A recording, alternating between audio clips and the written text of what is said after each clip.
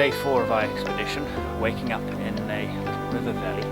It's already 7:30 and the sun is still not really began to warm us up at all because the hills around us are quite steep. Camped here last night, stopped driving at about 5:30 after our failed attempt to get to the waterfall, caused mainly by the fact that we, I believe, had reached the Fortuna's limit of its off-road ability. Caused, I might say, only by lack of clearance. Not that the Fortuna's clearance is poor, it just isn't as good as the Land Cruiser 80, so we couldn't quite keep up with it. And even the Land Cruiser 80, I wouldn't say it was battling, but Greg was having to concentrate and work harder to keep the vehicle moving over the rocks. And as a result, huge new respect for the Fortuna's all-round abilities. And a little bit later in the show we'll look at the Fortuna in detail and actually discuss the vehicle and what I have now learnt about it.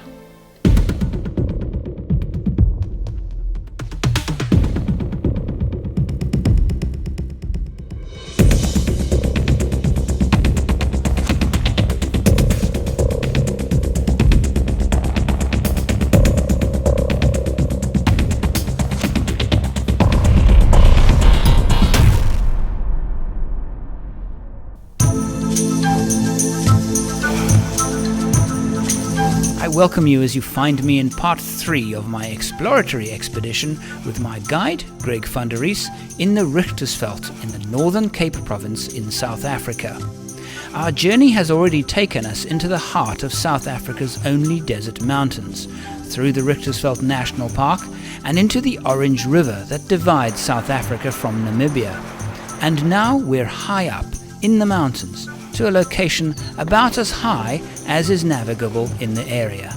We camped not 2 minutes drive from here, and we've come across a ruin which Greg tells me has some significance in the area. What was interesting with Jan de Vries, he's the only person ever to have found gold in these mountains. And he lived there from 1926 until 1952, and then he moved to a place called Kanon Eiland where he died. But what's very significant is as soon as things got bad, Jan de Vries would be seen walking from Kubus up the mountains with his donkey and his gold panning pan. And he'd be gone for a few weeks and he would come back with gold every single time. Now, there are no rivers running here, so maybe he chose the seasons correctly. But around Window Falls, legend has it, that's where he found his gold. Mm-hmm. Just interesting characters. I mean, to move to a place like this, to get here by donkey or wagon, it's going to take you probably a week to 10 days from Alexander Bay, so it's a long trek. But still a very nice, pretty place and nice and quiet.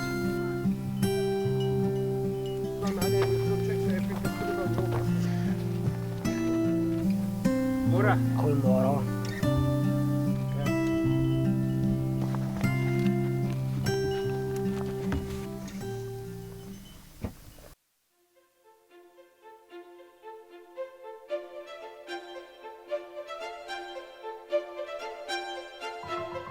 There is a traveller's tradition. I don't know if it is just practiced in Africa, but it's good manners, once having traversed a long and challenging track, to contribute a stone onto the traveller's pile. At the bottom of Helskloof Pass, this tradition has been taken to new lengths, or more accurately, heights. Then, on one pile, I see a small paper packet. What could be hidden inside? A present? A chocolate bar? A blob of ice cream? No, it's a stone. This is a tree indigenous to this area and indigenous to the Karoo as well. It's called a botterboom, a butter tree. Why it's called that I don't know. And it reminds me of a baobab for obvious reasons. And I think that if one had to plant a baobab and create a bonsai out of a baobab, it would probably look just like this.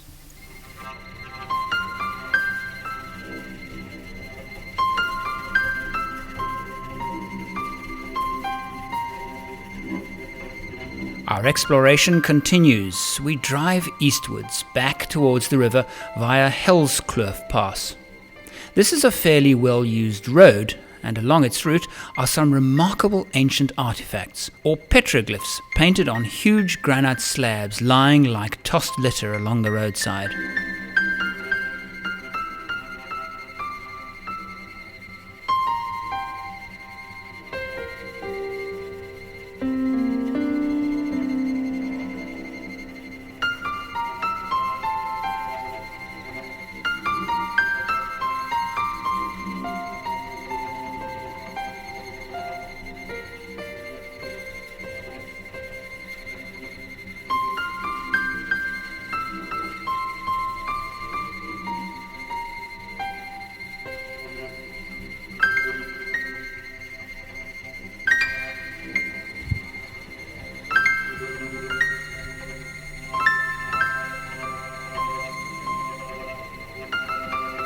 As you come down the road, you are met by this astonishing sight of enormous blocks of rock that have obviously fallen from the ridge up above.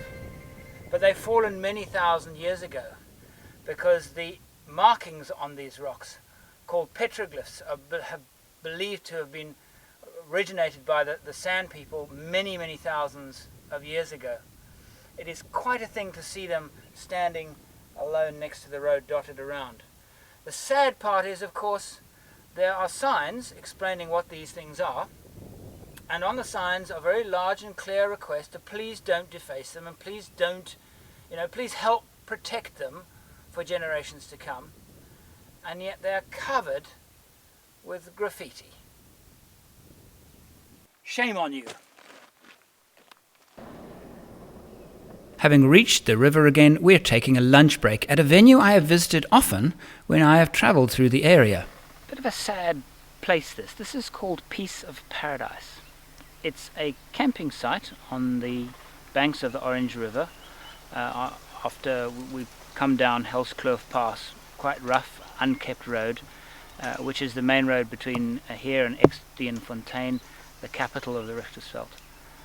And Piece of Paradise was for years the nicest place to camp, nicest place to take a rest after a long dry trip.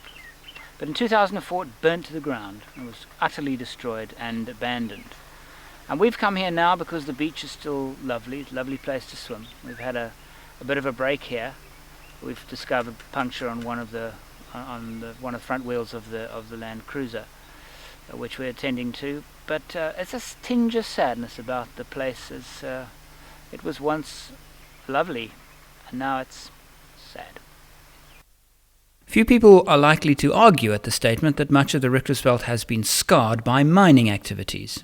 I asked Greg to take us to one of the mines. We've stopped at a mine just north of the Namibia border. And strange enough, they've got a little coffee shop here, which is rather nice. And outside the coffee shop, they have some flags. Australian, Welsh, and Italian. And I asked her, why the Australian flag? And she said, we didn't have any others. So I thought, well, never mind, that's all right. Don't need an excuse to fly an Australian flag.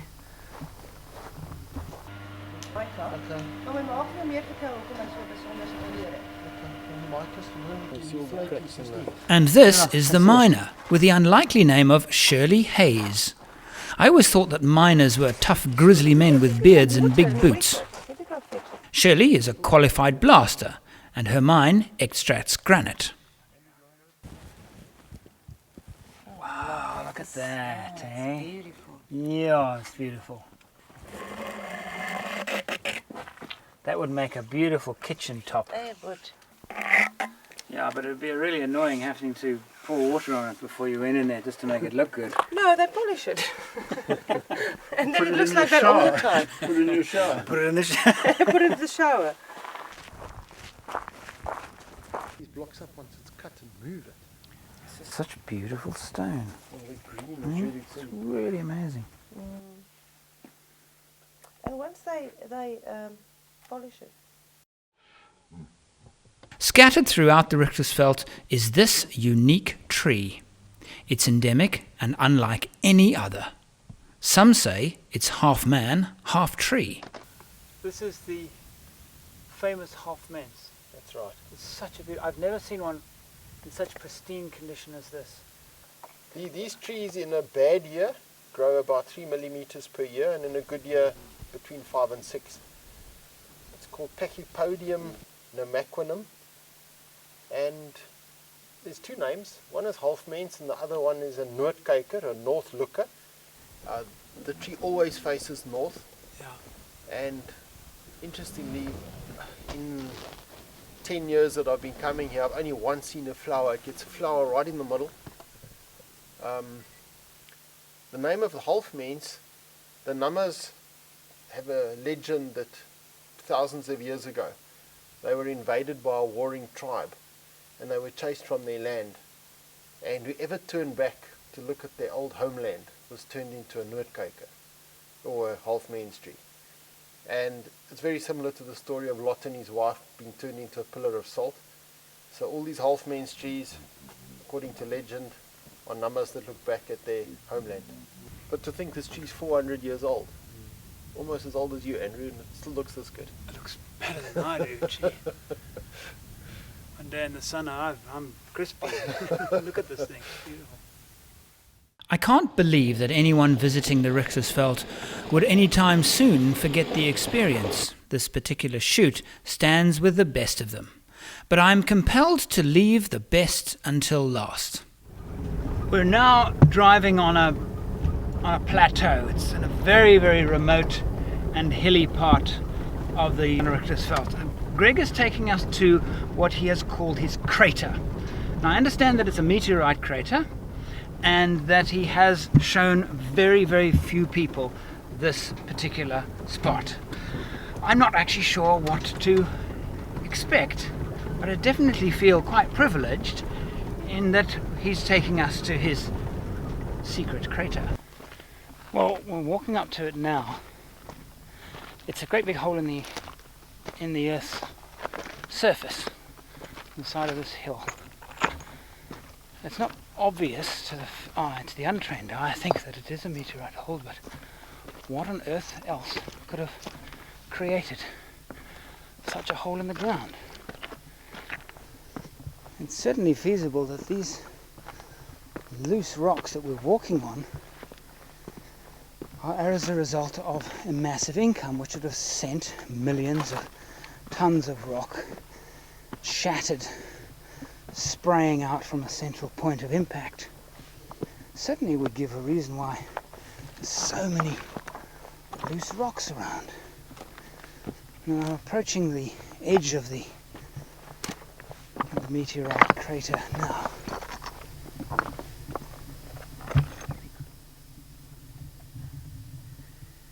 Andrew, in 2007, I was exploring in the area, and after probably half a day of driving, we looked at the side of this hill and there was a hole in it, and there was no apparent reason to have the hole in the side. Over the years, I've seen thousands of hills, none of them have just got a hole in the side. And we came up here and had a look, and believe that it's a meteorite crater. The crater was probably first round, and over millions of years with water erosion it's formed a chute over here.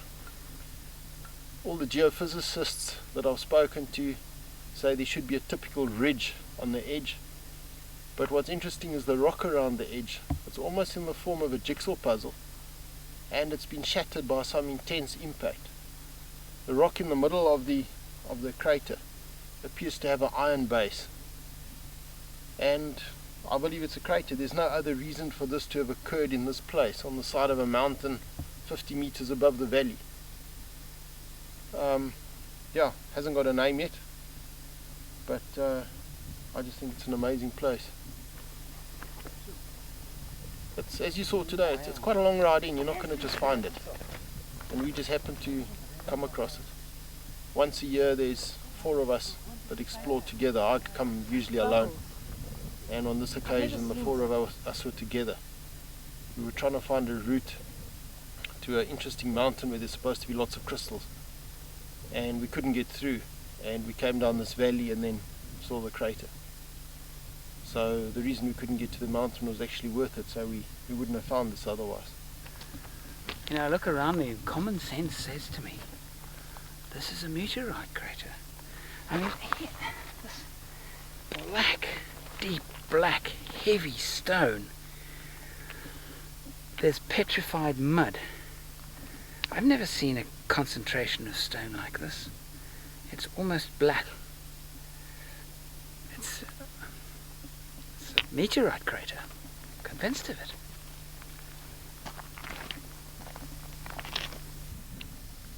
You know, you can imagine the amount of heat generated from the impact. It must have been incredible. I mean, the rocks are still warm. It's just like a layer. I've never seen rock like that. I think this is a fitting climax to the Richtersveld, to find this amazing place. These bits of another world lying on the surface. A just tribute to the Richtersveld.